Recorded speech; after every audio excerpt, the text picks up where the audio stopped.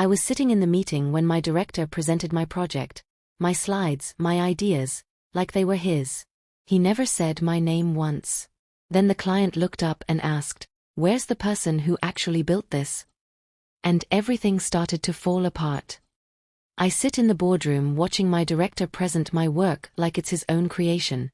The slides I designed flash across the screen. The framework I spent 3 months building gets explained as his vision for the client.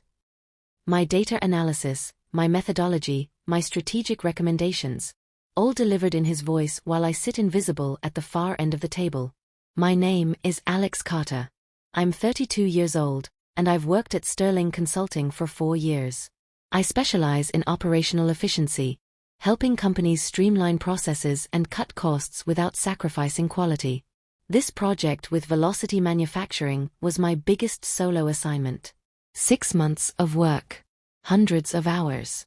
My breakthrough idea that could save them $2 million annually. Now I'm watching director Brian Foster present it as his brainchild. He gestures confidently at my slides, using phrases I wrote, explaining concepts I developed. The client, Velocity's CFO, Thomas Wright, nods along, clearly impressed. He takes notes. He smiles. He treats Brian like a genius. Brian never mentions my name. Not once. Not even as a team member or contributor. I realize, sitting here in real time, that I'm being completely erased from my own work. This isn't an oversight. This is deliberate. He's rewriting history while it's still happening, claiming ownership of 6 months of my life like I never existed. Then Thomas asks the one question only I can answer. How did you identify the bottleneck in the third-quarter logistics chain? That insight alone could transform our entire operation. I lean forward to respond. Brian cuts me off mid-breath. Excellent question, Thomas. Let me walk you through that discovery process. He doesn't know the answer. But he won't let me speak. After the meeting ends, I follow Brian back to his office. My hands shake slightly, but I keep my voice calm and professional. Years of corporate training have taught me how to handle confrontation without showing emotion. Brian, can we talk about the presentation? I close his office door behind me. He settles into his leather chair, still riding the high of his stolen success. Great meeting, right? Thomas loved the framework. This could be huge for the firm. You presented my work without mentioning my name once. I stay standing, keeping my tone neutral. That was my project from start to finish. You know that. Brian's expression shifts into something that looks almost like sympathy, but there's condescension underneath. Alex, this is how leadership works in consulting. Senior partners represent the firm's work to clients. It's not personal, it's professional protocol. Professional protocol includes acknowledging your team. He leans back, folding his hands across his stomach. Visibility is earned, not given. You're still learning how client relationships function at this level. When you've been here as long as I have, you'll understand these dynamics. The dismissiveness in his voice makes my jaw tighten. I spent 6 months building that framework. And you did excellent work. He smiles like he's praising a child. But presenting to C-level executives requires experience you haven't developed yet. I was protecting the relationship. By pretending I don't exist? His smile vanishes. The mask drops completely. I'd be careful about your tone, Alex. Nobody likes a team member who causes problems over recognition. That kind of attitude doesn't advance careers, it ends them. The threat hangs in the air between us. Before I can respond, my phone buzzes. Email notification from HR. The subject line reads, "Discussion required regarding professional conduct." Brian glances at his computer screen, then back at me. His expression tells me everything. He sent that email during our conversation. He was already building his defense before I even walked into his office. "I think we're done here," he says quietly. The HR email requests a meeting for tomorrow morning. No details, just a vague reference to workplace communication standards. I know exactly what this is. Brian is getting ahead of the story, framing me as the problem before I can report what actually happened. That night, I sit at my kitchen table with my laptop and start building a defense I hope I'll never need. Not revenge, just documentation. Insurance against whatever narrative Brian is constructing. I save every email related to the Velocity project. Screenshots of Slack conversations where I discuss my ideas with colleagues. Timestamped drafts showing my work developing over months. Calendar entries proving I ran every research meeting, conducted every analysis session, built every model. The paper trail is extensive. I'd never thought to organize it before because I trusted the system.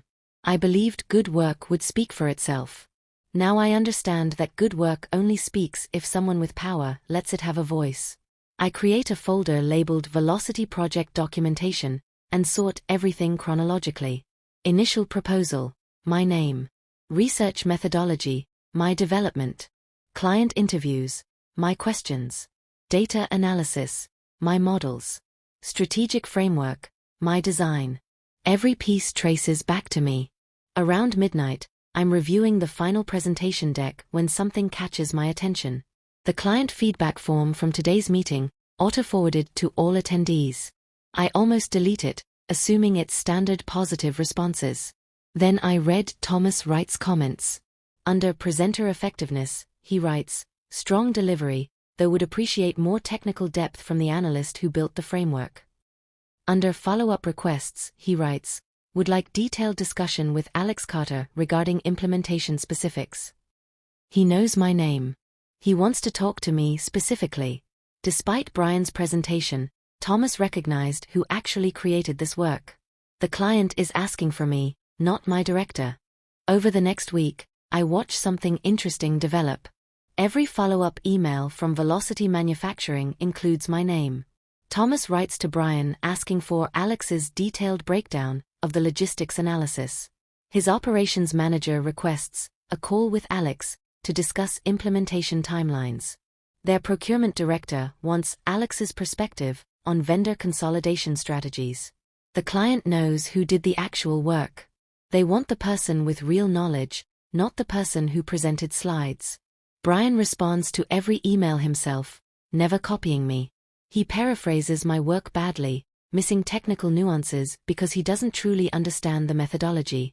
I only know this because our assistant, Claire, quietly forwards me the email chain after noticing I've been excluded. Thought you should see this, her message says. Seems weird they keep asking for you specifically and Brian keeps responding alone. She's right. It is weird. It's also dangerous, for Brian, not for me. His responses contain small errors. Nothing catastrophic yet, but the kind of imprecision that erodes client confidence over time. He claims the logistics bottleneck was identified through standard process analysis, when I actually discovered it through anomaly detection in their shipping data. He says the savings estimate is conservative, when it's actually aggressive, requiring perfect implementation to achieve. These mistakes accumulate. 3 days after the initial meeting, Thomas emails again, Brian, I'm not seeing the specificity I expected. Can we schedule a detailed technical review? Please include Alex. We need someone who knows the granular details. The request is polite but firm. The client is starting to notice the gap between the presentation's confidence and the follow-up's vagueness. They're asking for me by name because Brian's responses don't match the quality of the original work. Brian's reply comes an hour later. Thomas, I'll prepare a comprehensive review session. My schedule is tight, but I'll find time to walk through everything personally. My name isn't mentioned. The client specifically asked for me. Brian said he'd handle it himself. Monday morning, I discover my access to the Velocity project files has been revoked. No warning, no explanation. I try logging into the shared drive and get an error message. You do not have permission to view this content. I check my calendar. Every meeting related to Velocity has been removed. The weekly project review, deleted. The client check-in call, gone. The implementation planning session, erased from my schedule like it never existed. Claire catches me staring at my blank calendar. They reassigned you this morning. Brian sent a memo to operations saying you're moving to other priorities. What other priorities? She hands me a printed assignment list. Data entry for a small retail audit. Research compilation for a junior analyst's proposal. Formatting corrections on presentation decks. Busy work. Tasks that don't require my expertise or experience. I'm being sidelined, pushed away from meaningful work while Brian consolidates control over the project I built. But here's the thing about complex projects. They don't run on presentations and confidence alone. They run on deep knowledge, technical understanding, and hundreds of small decisions that require genuine expertise. Brian has the spotlight and the authority, but he doesn't have the knowledge. Within 2 days, I start hearing whispers. The implementation timeline doesn't match the data requirements. The vendor consolidation strategy has gaps that don't account for seasonal variations. The savings calculations look aggressive without the supporting risk analysis I'd prepared. Velocity's operations team sends questions Brian can't answer without checking my original work. But my detailed documentation isn't in the files he's reviewing. It's in working drafts he never asked me to finalize because he took over before the project was complete. Friday afternoon, Claire forwards me another email. Thomas Wright has flagged a serious inconsistency in the procurement analysis. The numbers in Brian's follow-up memo don't match the figures from the original presentation. The difference is significant. Nearly $300,000 in projected savings that seem to have vanished from one document to the next. Can you explain this discrepancy? Thomas writes. This changes our entire ROI calculation. Brian's response comes 4 hours later. Let me review the data and get back to you early next week. He doesn't know the answer. The inconsistency exists because he's working from summary documents without understanding the underlying methodology. I could explain it in 2 minutes. But I'm not part of the project anymore. Normally, when I see mistakes in my work, even after it's been taken from me, I fix them quietly. Professional pride, I guess. The instinct to maintain quality even when I'm not getting credit.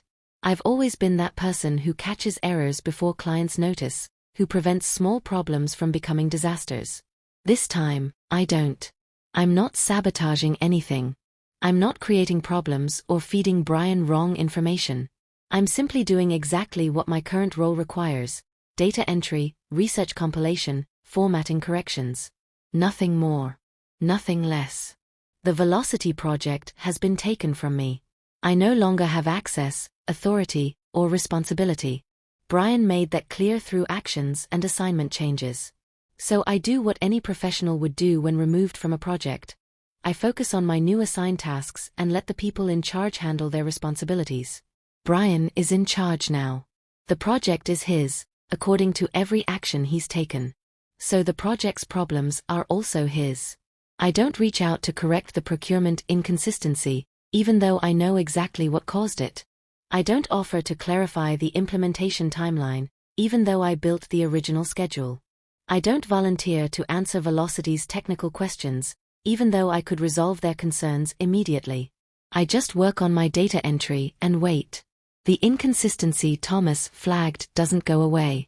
It sits in the email chain, unanswered beyond Brian's promise to review the data. Days pass. The review doesn't come. The client's concern escalates from a question to a formal issue requiring written response. Brian starts calling me. Not through official channels or scheduled meetings. Just casual calls to my cell phone during lunch breaks and after standard work hours. His voice has a forced friendliness that wasn't there before. Hey Alex, quick question about the Velocity procurement analysis. Do you remember the vendor consolidation calculations? I let the call go to voicemail. Then the next one. Then the one after that. He's reaching out like we're still collaborators, like he didn't just erase me from my own work and reassign me to meaningless tasks. Like nothing happened. Like I should just help him because we're on the same team. But we're not on the same team. He made that decision himself. The client's question has now been sitting unanswered for 6 days. 6 days is an eternity in consulting when a client raises concerns about financial projections. It signals either incompetence or problems they're trying to hide. Neither interpretation helps Sterling Consulting's reputation. Thomas Wright sends another email, this one with a slightly sharper tone. Brian, we need clarity on the procurement discrepancy before we can proceed with board approval. This is becoming urgent. That same afternoon, Brian schedules 3 emergency meetings, one with his boss, one with the finance team, and one with the original project analysts, which should include me, but I'm not invited. He's scrambling, trying to reconstruct information he doesn't actually understand from documents he can't fully interpret. Claire tells me Brian spent 2 hours in the conference room with spreadsheets printed out, asking junior analysts to explain calculations they didn't create. Nobody could give him clear answers because they weren't involved in building the model. The methodology was mine, developed over months of iteration and refinement. Then my phone rings. Brian's name on the screen. I stare at it for 3 full rings before answering. Alex, thank God. I've been trying to reach you. His voice carries stress he's not quite hiding. Look, I need your help with something on Velocity. I'm not on the Velocity project anymore. You reassigned me. Right, but you have background knowledge that could help clarify some details. This procurement thing. Thomas is pushing for answers and I just need to verify a few calculations. The absurdity is almost impressive. He took my project, erased my name, removed my access, and pushed me aside. Now he wants me to rescue him from the consequences. The files are restricted, I say calmly. I don't have access to verify anything. I can grant you temporary access. Just for this one issue. Brian, I'm focused on my current assignments. Data entry and research compilation. That's what you assigned me to do. Silence stretches on the line. I can practically hear him recalculating his approach. Alex, come on. We're a team here. This is important for the firm. Then the firm should probably have the person who understands the work actually working on it. I can't just reassign you back right now. There are processes, optics to consider. Okay. Okay, that's it. That's it. Good luck with the client questions. I hang up before he can respond. Tuesday morning, Brian corners me in the office kitchen. I'm making coffee when he walks in, closes the door, and leans against the counter like we're about to have a casual friendly chat. Alex, we need to talk about yesterday. Nothing to talk about. You asked if I could help. I explained I'm not on that project. His jaw tightens.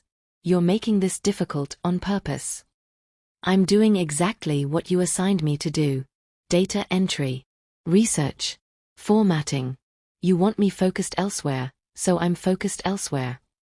That was before the client started pushing back. The situation has changed. I pour my coffee slowly, letting the silence build. What do you need, Brian? I need you to help me resolve the procurement inconsistency. Just this once. Then we can discuss getting you back on the project in an official capacity. Back on the project with my name on it? He shifts uncomfortably. We can discuss credit attribution once we've satisfied the client's concerns. So you want me to fix your problem first, then maybe you'll acknowledge I exist? I'm trying to work with you here. No, you're trying to use me. Again. I head toward the door. Fix your own problem, Brian. You're the director. You presented the work. You took ownership. Now you can take responsibility. He steps in front of the door, blocking my exit. His voice drops to something harder, more threatening. You're making a serious career mistake. I'm giving you a chance to be a team player. Step aside, Brian. Think about what you're doing. Your performance review is coming up. Your career progression depends on how management perceives your attitude. I meet his eyes directly. Move. Now. He steps aside. I walk out with my coffee. That night, I update my resume. Not out of fear, out of clarity. I finally understand that talent and hard work mean nothing if the people above you have no integrity. Sterling Consulting isn't worth protecting if it rewards people like Brian while erasing people like me. Wednesday afternoon, I get a LinkedIn message from Patrick Hudson, a former colleague who left Sterling 2 years ago. He's now a partner at Westbridge Advisory, a smaller but well-respected consulting firm specializing in operational excellence. Alex, heard through the network you might be open to conversations. We're expanding our operations practice and your background is exactly what we need. Interested in coffee this week? I am very interested. We meet Thursday morning at a cafe near my office. Patrick looks more relaxed than I remember. Less corporate stress, more genuine energy. He asks about my current work, my recent projects, what I'm looking to do next. I hesitate. Part of me wants to stay professional, avoid bad-mouthing Sterling, maintain the polished corporate veneer. But Patrick was always someone who valued honesty over politics. I'm working on something significant, I say carefully. Or I was, until my director decided it was his project instead of mine. Patrick's expression shifts to recognition. The Velocity manufacturing engagement? My coffee cup stops halfway to my mouth. How do you know about Velocity? Thomas Wright is a former client of mine. We grab lunch occasionally to discuss operations strategy. He mentioned they're working with Sterling on a major efficiency overhaul. Specifically mentioned he was impressed by someone named Alex Carter who built the entire framework. The room feels suddenly warmer. Thomas talked about me? Wouldn't shut up about you, actually. Said you identified problems in their logistics chain that 3 previous consulting firms missed completely. He was excited to work with you on implementation. Brian Foster presented that work as his own. Patrick's jaw tightens. Brian Foster. That explains some things. What things? Thomas mentioned feeling confused about the follow-up. Said the presentation was brilliant but the supporting communication afterward felt disconnected, like whoever did the actual analysis wasn't involved in the responses. The validation hits harder than I expected. The client knew something was wrong. They felt the disconnect between my work and Brian's explanations. So here's my question, Patrick says, leaning forward. Are you available? Westbridge Advisory wants to bring me on as a senior consultant with a path to associate partner within 18 months. The offer includes a 20% salary increase, direct client relationship responsibility, and something Sterling never gave me, ownership of my own work. We don't operate on the director model, Patrick explains during our second meeting. Whoever builds the client relationship and leads the project gets credit for it. Your name on the proposal, your name in the presentation, your name on the contract. That's how we build consultants into partners. The offer is everything I didn't know I needed. But I don't accept immediately. I need time to think, to plan, to do this correctly without burning bridges I might regret destroying. I'll need to give proper notice to Sterling, I say. Of course. We're targeting a start date about 4 weeks out. Take the time you need to transition professionally. That night, I sit down with the Westbridge offer letter and my documentation of the Velocity project. 4 weeks. I can do a lot in 4 weeks. I don't resign yet. Instead, I start building my exit strategy. I organize every piece of evidence showing my ownership of the Velocity framework. I document every instance of Brian taking credit, every email where he excluded me, every client question he couldn't answer. Not for revenge. For protection. If Brian tries to torpedo my departure or damage my reputation, I'll have ammunition to defend myself. Clean, factual, undeniable documentation that tells the complete story. Over the next week, I watch the Velocity situation deteriorate further. Brian still hasn't resolved the procurement inconsistency. Thomas Wright's patience is wearing thin. His emails are now getting forwarded to Brian's boss, Stephanie Chun, asking for clarity on Sterling's response timeline. Then comes the email that changes everything. Thomas requests a live walkthrough of the implementation plan. He wants to review the detailed methodology, discuss potential challenges, and align on execution specifics before taking the proposal to Velocity's board. This is a critical checkpoint, Thomas writes to Stephanie. We need comprehensive technical discussion with whoever built the operational framework. I believe that was Alex Carter. The client is asking for me specifically, by name, to the managing director, not just my director. Stephanie forwards the request to Brian with a simple note, handle this appropriately. Brian responds to Thomas's request without consulting me. His email is friendly and confident, the same tone he used when presenting my work as his own. Thomas, I appreciate your diligence on this project. I'll personally conduct the implementation walkthrough and address all your technical questions. Unfortunately, Alex Carter is no longer essential to this phase. He's been reassigned to other firm priorities. I have complete command of the methodology and can provide the detailed discussion you're requesting. The phrase, "no longer essential," burns when I read it. Claire forwards me the email chain with a short message. This feels wrong. She's right. It is wrong. But it's also revealing. Brian is so committed to maintaining ownership that he's willing to dismiss the client's explicit request. He's betting his understanding is sufficient to carry a technical walkthrough that requires depth he doesn't possess. Thomas agrees to the meeting, reluctantly. His response carries subtle skepticism. All right, Brian, I'll trust your expertise.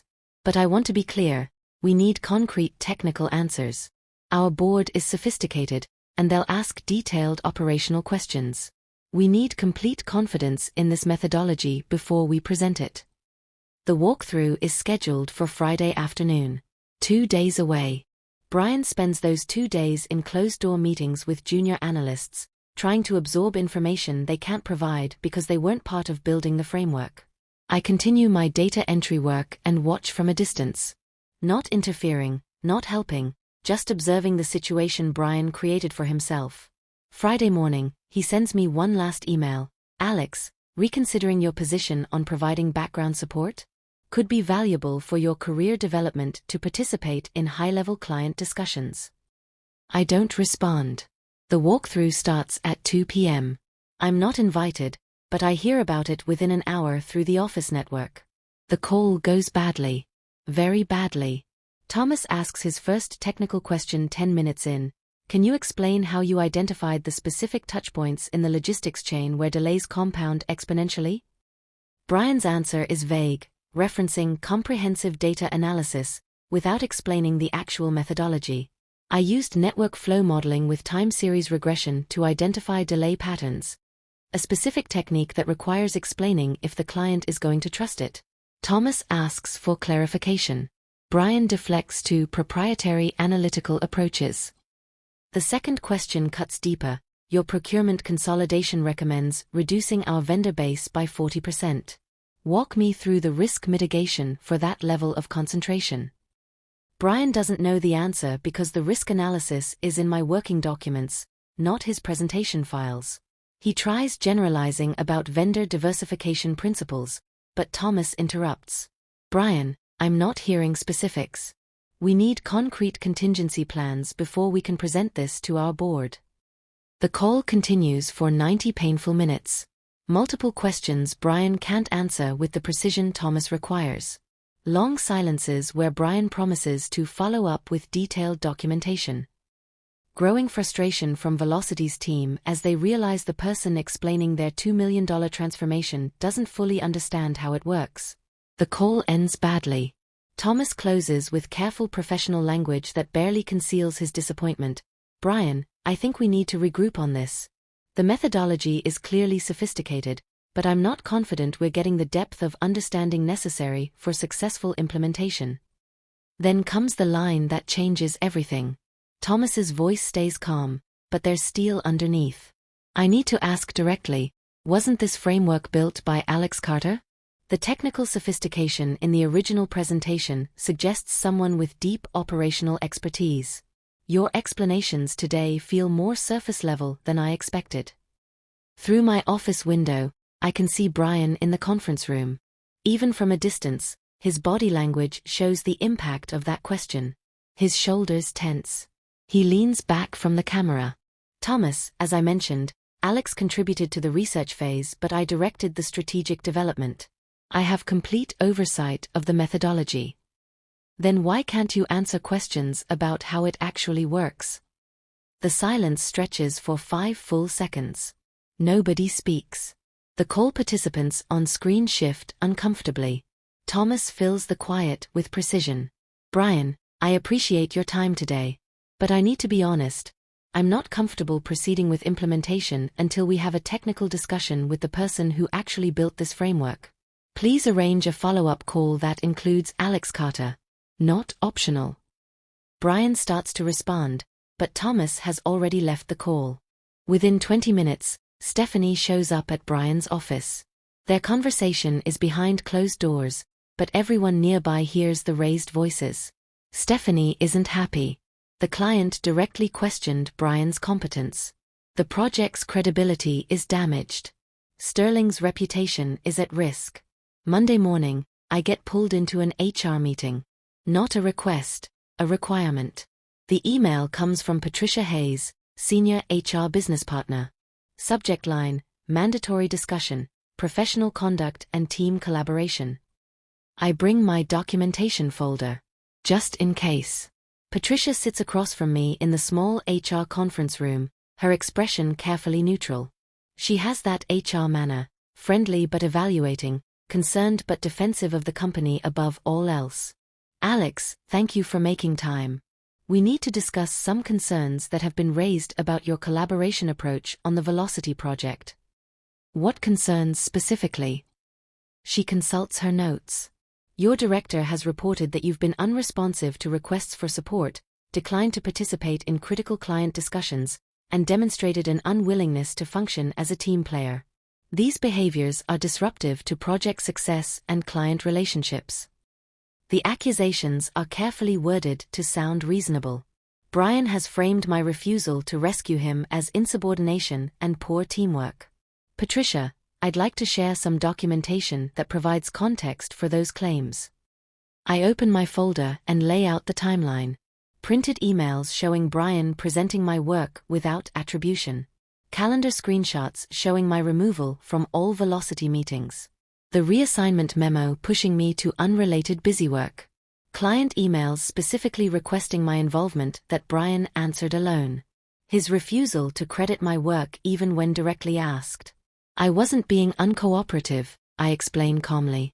I was doing exactly what I was assigned to do after being removed from the project I built. Brian took ownership of my work, erased my involvement, and restricted my access. Then when he couldn't answer the client's questions, he asked me to fix his problems without acknowledging what he did. Patricia reviews the documents carefully. Her expression shifts from neutral to concerned. Alex, this is substantial documentation. Have you filed a formal complaint? No. I was hoping to handle this professionally without escalating. But I want you to understand, this isn't about me being difficult. This is about me refusing to let someone steal my work and then blame me when they can't explain it. She makes notes, her pen moving quickly across her legal pad. I need time to review this with leadership. In the meantime, please don't discuss this situation with other employees. Of course. One more thing, are you planning to continue with Sterling Consulting? The question reveals that she knows something I haven't shared yet. Maybe Patrick's reference checks got back to her. Maybe she's intuiting my exit strategy from how I'm handling this meeting. I'm considering my options, I say honestly. She nods. That's probably wise. I don't wait for HR to finish their review. Tuesday morning, I submit my resignation. 4 weeks' notice, professional and cordial. No accusations about Brian, no detailed explanations about my reasons for leaving. Just a clean, simple resignation letter thanking Sterling for the opportunities and expressing my intention to pursue new challenges elsewhere. The response is immediate. Stephanie pulls me into her office within an hour. Alex, I got your resignation. Before you finalize this decision, I want you to know we value your contributions and we're willing to discuss adjustments to your role and compensation. I appreciate that, Stephanie. But I've accepted another position. Can I ask where? Westbridge Advisory. She absorbs this quietly. They're good people. Patrick Hudson reached out to you. He did. And the Velocity situation had nothing to do with this decision? The question is pointed but not accusatory. She knows the answer. The Velocity situation clarified some things about how I want my career to develop. I need to work somewhere that values building people up rather than erasing their contributions. Stephanie nods slowly. I understand. I want you to know, the situation with Brian is being addressed. Your documentation raised serious concerns about his management approach. I'm glad. But that doesn't change my decision. Fair enough. We'll process your notice period professionally. Thank you for handling this with integrity. I'm walking back to my desk when my phone buzzes. Email from Thomas Wright, sent directly to me, not through Brian. Subject line, project status and next steps. The message is direct. Alex, Sterling has informed me you're leaving the firm. I need to understand how this affects the Velocity project. Can we schedule a call this week? I want to discuss options for continuing our engagement with you in whatever capacity makes sense. The client is reaching out to me personally. Not to Sterling, not to Brian, to me. They want to keep working with the person who actually built their solution. My phone buzzes again. This time it's Brian. 3 missed calls in 2 minutes. Brian's voicemails escalate from casual to desperate across 5 messages in 3 hours. The progression is almost fascinating to witness, watching someone realize in real time that they've destroyed something they desperately needed. Message 1. Hey Alex, heard you resigned. Let's grab coffee and talk about this. I'm sure we can work something out. Message 2. Alex, call me back. The Velocity situation is creating problems and I need your help transitioning things properly. Message 3. Look, I know we've had some disagreements, but we're professionals. We can figure this out. Please call me. Message 4. Alex, Thomas Wright is asking to speak with you directly. We need to coordinate our response. This is important for both our reputations. Message 5. I'm sorry, okay? I should have credited you on the presentation. I made a mistake. But we can fix this. Just help me get through this implementation phase and I'll make sure everyone knows it was your work. Now he wants to give me credit. Now that his career is imploding and the client is bypassing him completely. Now that he needs me more than I need him. I don't respond to any of the messages. Instead, I call Thomas Wright. Our conversation is refreshingly direct. Thomas doesn't waste time on corporate pleasantries or careful language. He tells me straight, Alex, I've been in business 30 years. I know when someone's presenting work they didn't do. Brian couldn't answer basic questions about methodology he supposedly developed himself. That tells me everything I need to know. I appreciate your confidence, I say. Here's my situation. We've invested significant time in this project and our board is expecting a recommendation next month. The framework you built is exactly what we need. I'm convinced of that. But I don't trust Sterling to implement it properly, and I absolutely don't trust Brian Foster. What are you proposing? Can we move this engagement to Westbridge? I know you're joining them. I'd rather work with you at a new firm than continue with Sterling without you. This is the moment I've been careful not to create. I didn't recruit the client. I didn't sabotage Sterling's relationship. I simply stopped protecting Brian from the consequences of his actions. But the client is choosing to follow me anyway because they recognize who provided real value. Thomas, I'd need to handle that transition carefully. There are ethical considerations about client relationships and competitive practices. I understand. Let me handle it formally. I'll notify Sterling that Velocity is pausing the engagement due to personnel changes. Then I'll reach out to Westbridge as a new inquiry. Clean, legal, professional. That works. Good. I'll initiate that conversation with Sterling tomorrow. The next morning, Stephanie receives Thomas's email. Velocity Manufacturing is suspending their engagement with Sterling Consulting, citing concerns about project continuity and implementation expertise. They thank Sterling for the initial framework development but indicate they'll be seeking alternative partnerships for execution. The email is diplomatic but clear. Sterling lost the client. More specifically, Brian Foster lost the client. Brian calls me 17 times on Wednesday. I block his number after the 12th attempt. Then he starts texting. Alex, please. We need to talk. I'm sorry for how I handled things. I was wrong. The client is pulling out. My boss is asking questions I can't answer. This is my career.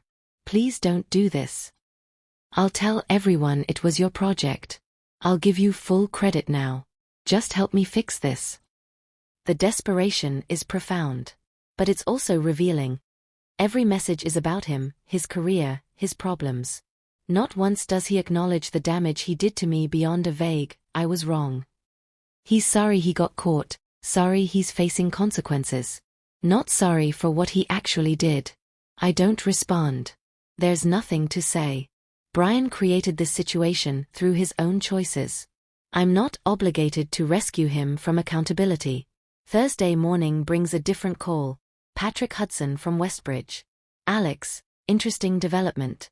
Velocity Manufacturing reached out yesterday requesting a consultation on operational efficiency. They specifically mentioned wanting to work with you. Obviously, I know the background here, but I need to ask, is this going to create legal problems with Sterling? Thomas is approaching you as a new client inquiry, not as a transfer of existing engagement. Sterling's work with Velocity is terminated. There's no contract violation. And you didn't recruit him? He found me. I made sure the separation was clean. Patrick's voice carries a smile. Then we'd be happy to take the meeting. Can you join us next week for the initial consultation? Absolutely. That same afternoon, Sterling's leadership makes their decision about Brian. He's removed from all client-facing work pending an internal review. Officially, it's described as temporary reassignment to internal projects, but everyone understands what that means. He's being investigated, and his position is in serious jeopardy. Stephanie calls me personally to explain, your documentation triggered a broader review of Brian's project management approach. We found patterns of taking credit for subordinate work across multiple engagements. This wasn't an isolated incident. What happens now? That depends on what the review finds. But I want you to know, you handled this correctly. You didn't escalate unnecessarily, you documented thoroughly, and you protected yourself professionally. That's exactly what we want from our consultants. Even though I'm leaving? Especially because you're leaving. You're showing other firms how Sterling trains people. Integrity matters, even in difficult situations. It's a nice sentiment. But I notice she doesn't offer to match Westbridge's compensation or address the cultural problems that allowed Brian's behavior to flourish unchecked for years. Some organizations only change when forced, and even then, they mostly just manage the optics. My last 3 weeks at Sterling are surprisingly quiet. I work through my notice period completing transition documentation for my assigned projects. The actual ones I'm responsible for, not the Velocity engagement that was taken from me. Brian doesn't return to the office. His desk stays empty, his computer login disabled. The official explanation is extended leave for personal matters, but the office gossip tells the real story. Multiple consultants came forward after my documentation surfaced, reporting similar experiences of having their work appropriated and their names erased. Brian's pattern wasn't just about me. It was his consistent approach to management. Take credit, delegate blame, present subordinate work as his own innovation. He'd been doing it for years, protected by senior leadership who valued his client relationships without examining how he built them. Claire stops by my desk in my final week with coffee and genuine regret in her expression. I should have said something earlier. About what was happening with Velocity. I saw it developing, but I convinced myself it wasn't my place to interfere.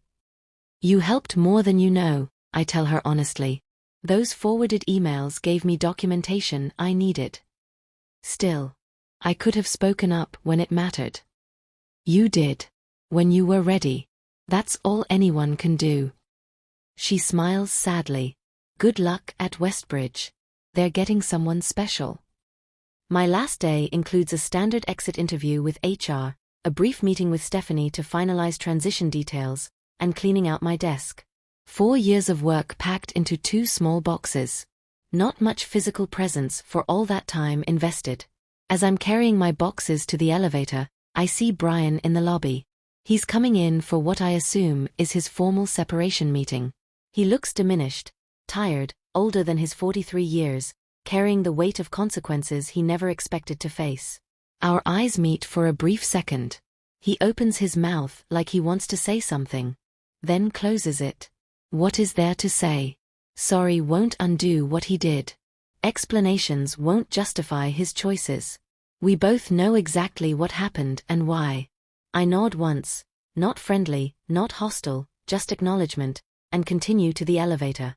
That chapter is closed. My first week at Westbridge is everything Sterling wasn't. Patrick personally introduces me to every team member, explaining my background and expertise without diminishing my contributions. The culture values collaboration over hierarchy, expertise over titles. Monday of my second week, Thomas Wright comes to Westbridge's office for the Velocity project kickoff. He greets me like a collaborator, not a subordinate.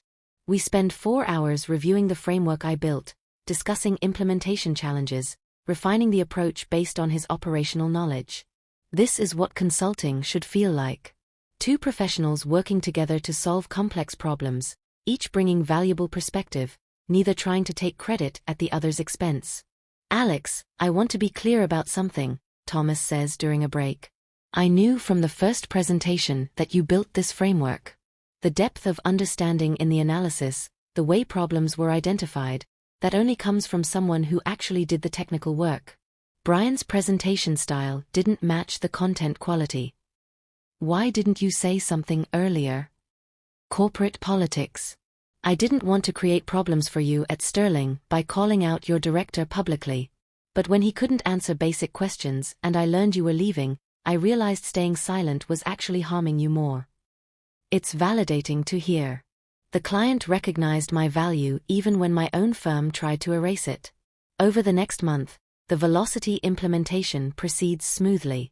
We adjust the framework based on real-world testing, address challenges as they emerge, and build out the operational changes with Velocity's team directly involved. Thomas presents the results to his board with full confidence because he understands exactly how the system works. The savings materialize faster than projected. Within 6 weeks of implementation, Velocity identifies $2.3 million in annual efficiency improvements. The board approves expanding the engagement to additional facilities. Patrick calls me into his office 8 weeks into my time at Westbridge. Alex, based on the Velocity success and your performance so far, we're accelerating your partner track. We'd like to make you associate partner effective next quarter. You've demonstrated exactly the kind of client relationship building and technical expertise we value. The promotion comes with significant compensation increase, equity participation, and most importantly, recognition as a full professional contributor. My name on proposals. My name on presentations. My name on client contracts. Ownership of my own work. 3 months after leaving Sterling, I hear through professional networks what happened to Brian. The internal review concluded with his termination. Multiple consultants provided evidence of credit appropriation, and several clients confirmed they'd questioned discrepancies between Brian's presentations and his follow-up knowledge. Sterling handled his departure quietly. No public announcement, no explanation to clients, just a discreet disappearance and reassignment of his project portfolio. Corporate damage control. His LinkedIn profile updates a week later, seeking new opportunities in management consulting and strategic advisory. The comments are disabled. No colleagues writing recommendations, no former clients praising his work. Just silence. I don't take satisfaction from his downfall. There's no triumph in watching someone's career implode, even when they created their own disaster. But I do feel validated. The system eventually worked. Not quickly, not easily, but accurately. His lack of integrity caught up with him. Meanwhile, Velocity Manufacturing becomes Westbridge's anchor client in the manufacturing sector. Thomas introduces us to his peer network, and within 6 months we've signed 3 additional clients in similar industries. Each new engagement lists me as the primary consultant, my expertise recognized and compensated appropriately. Patrick mentions during a partner meeting that the Velocity success has positioned Westbridge for significant growth. Alex's technical credibility and relationship building are attracting exactly the kind of sophisticated clients we want to serve. That's the difference between good organizations and bad ones. Good organizations recognize talent and create systems that let it flourish. Bad organizations allow political actors to appropriate talent while pushing the actual contributors into shadows. I still think about Sterling sometimes. About the culture that enabled Brian's behavior for years. About how many talented people probably left quietly without documentation or recourse.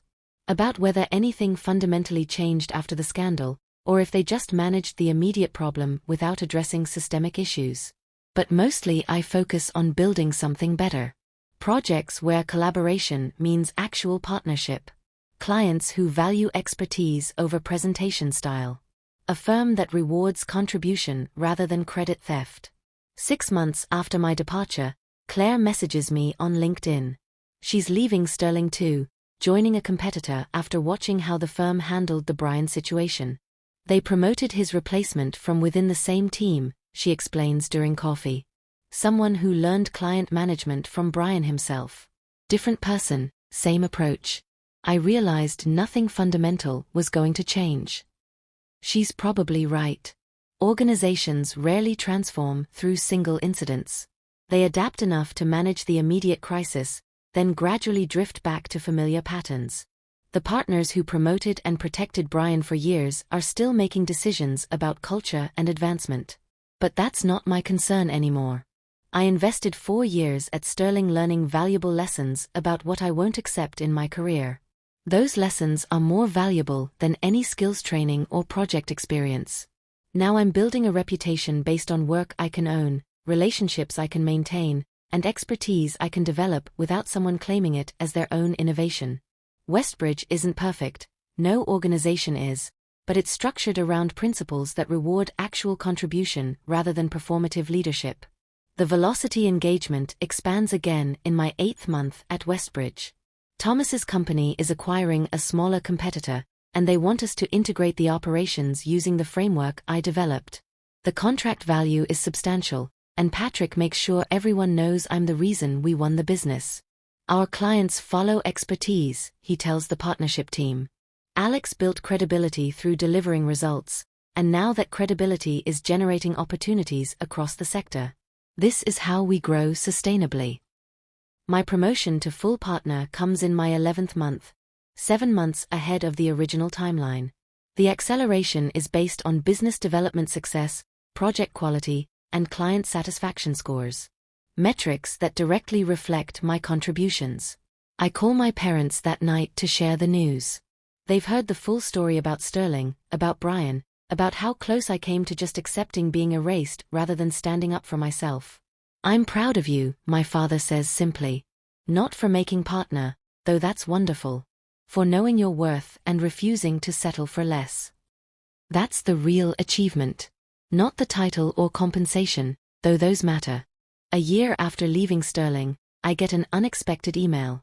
Brian Foster's name in my inbox triggers a moment of genuine surprise. I almost delete it unread. But curiosity wins. The message is carefully written, probably edited many times before sending. Alex, I know I have no right to contact you, and I understand if you delete this without reading. But I wanted to reach out anyway. I've spent the last year trying to understand what I did and why. Not the surface reasons. I know I took credit for your work, but the deeper reasons. Why I thought that was acceptable. Why I believed I deserved recognition for work I didn't do. Why I was willing to erase you to advance myself. I don't have complete answers yet. I'm working with a professional coach on understanding my behavior patterns. What I've realized is that I built my entire career on appropriating other people's contributions because I never developed real expertise of my own. I compensated for that gap by taking credit for people who actually knew what they were doing. That's not an excuse. It's just the truth I'm finally facing. You handled the situation with more integrity than I deserved. You didn't sabotage me. You just stopped protecting me from my own incompetence. The consequences I faced were the natural result of my actions, not anything you did maliciously. I'm not asking for forgiveness or reconciliation.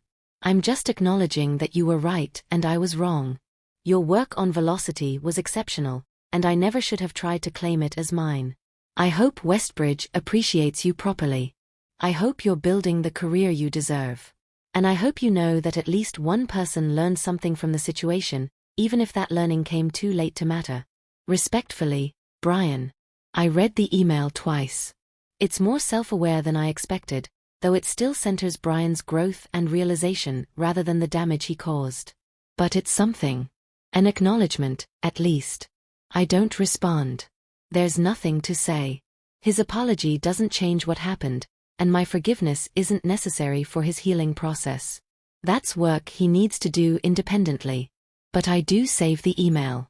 Not as vindication or trophy, just as reminder.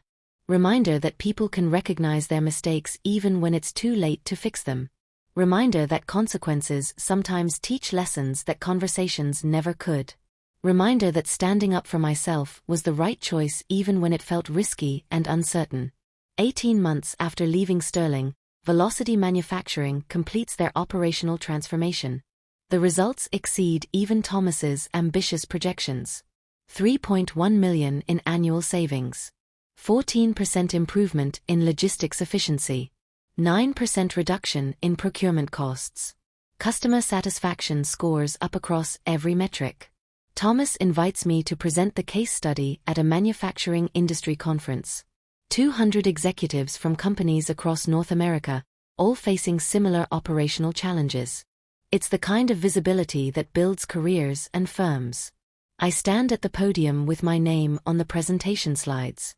My framework explained in my words. My methodology credited properly. The audience asks technical questions and I answer them confidently because I actually built what I'm presenting. This is what Brian wanted: the spotlight, the recognition, the professional validation. But he wanted it without doing the work that earned it. He wanted the appearance of expertise without developing actual competence. The difference is that I can stand here answering detailed questions because I spent months building this framework from the ground up.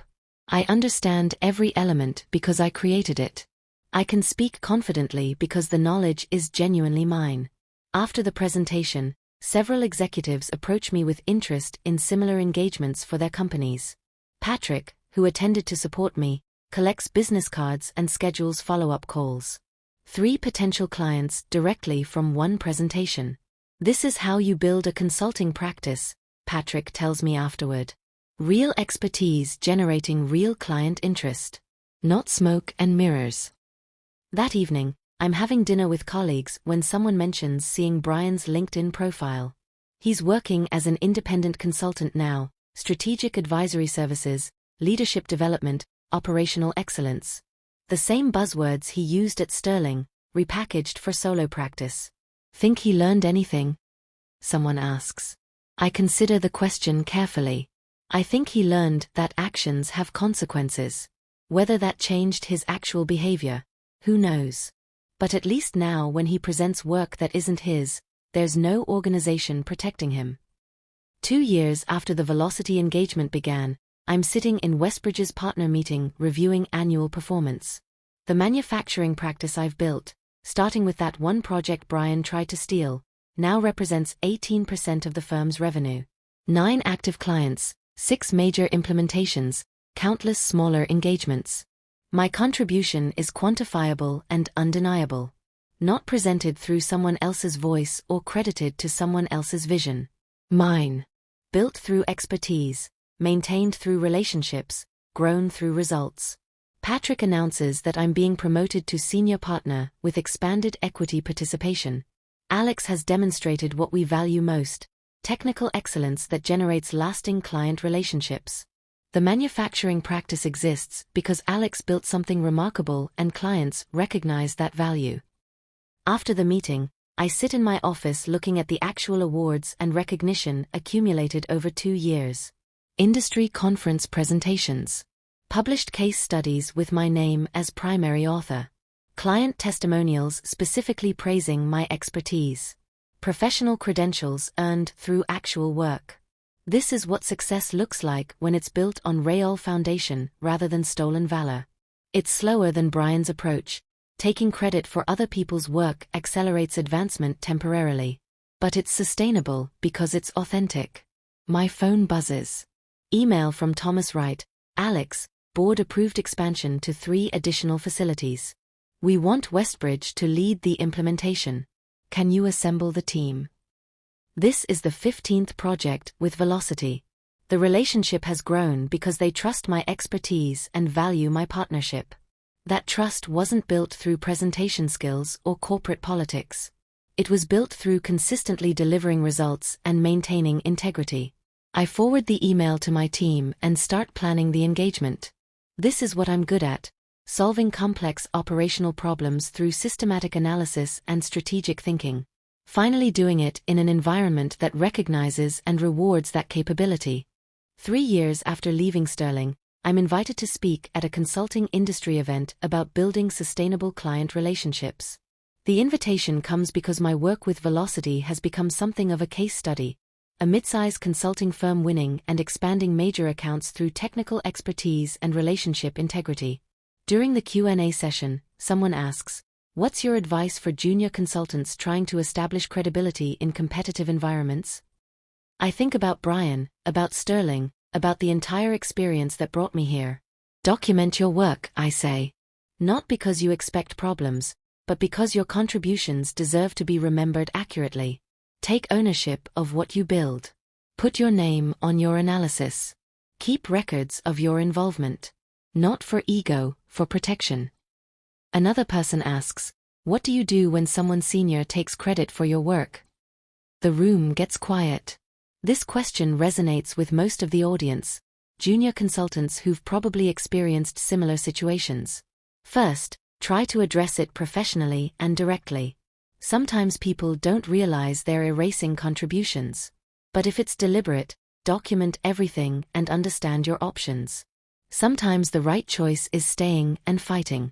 Sometimes it's leaving and building something better elsewhere. Only you can make that determination based on your specific situation. Do you regret how you handled your situation? No. I tried to handle it professionally within the system first. When that didn't work, I protected myself legally and found an environment that valued me appropriately. I didn't sabotage anyone, I just stopped sacrificing myself for people who didn't appreciate the sacrifice. After the event, several junior consultants approach me privately. Each has a version of the same story: work being appropriated, contributions being minimized, credit being taken by people who didn't earn it. The pattern is depressingly common. I share my email and encourage them to reach out if they need advice. Some situations can be resolved internally. Others require leaving. But nobody should accept being erased without at least trying to advocate for themselves. 5 years after the situation with Brian, I'm established as a senior leader in operational consulting. Westbridge has grown significantly, partially on the strength of the manufacturing practice I built. The Velocity engagement has evolved into a long-term partnership spanning multiple companies in Thomas's investment portfolio. I occasionally wonder what happened to Brian. His LinkedIn profile hasn't updated in 2 years, still listing independent consulting services, still showing no current projects or clients. The professional network that once elevated him has apparently moved on. I don't feel triumph about that. Just quiet satisfaction that merit eventually mattered more than performance. The system was slow and imperfect, but it ultimately recognized the difference between authentic expertise and borrowed credibility. The real victory wasn't destroying Brian's career. That was self-inflicted through his own choices. The real victory was building something better. A practice based on genuine capability. Relationships built on mutual respect. Success that belongs to me because I actually earned it. Last month, a junior consultant at Westbridge came to me with a concern. Her project lead was presenting her analysis without attribution, erasing her contributions in client meetings. She was uncertain whether to speak up or stay quiet. I shared my experience. Not as a war story or revenge fantasy, but as evidence that advocating for yourself is possible and sometimes necessary. That integrity matters even when it's risky. That your value doesn't decrease because someone fails to see it. It just waits quietly until reality forces them to look. She decided to address the situation directly with her project lead. It resolved immediately, genuine mistake, quickly corrected once raised. Not every situation escalates like mine did. Most problems get resolved when people communicate honestly. But if it hadn't resolved? She knows now that there are options. Document. Advocate. If necessary, leave. Nobody should accept being erased. I look at the velocity case study on my wall. My name listed as primary consultant, my framework acknowledged properly, my contribution recognized. This is what I almost lost by not standing up for myself. This is what I gained by refusing to disappear. Sometimes justice isn't loud or dramatic. Sometimes it's just the quiet satisfaction of knowing your work speaks for itself when given the chance to be heard. And sometimes the best revenge is simply building a career so solid that nobody can take credit for it but you.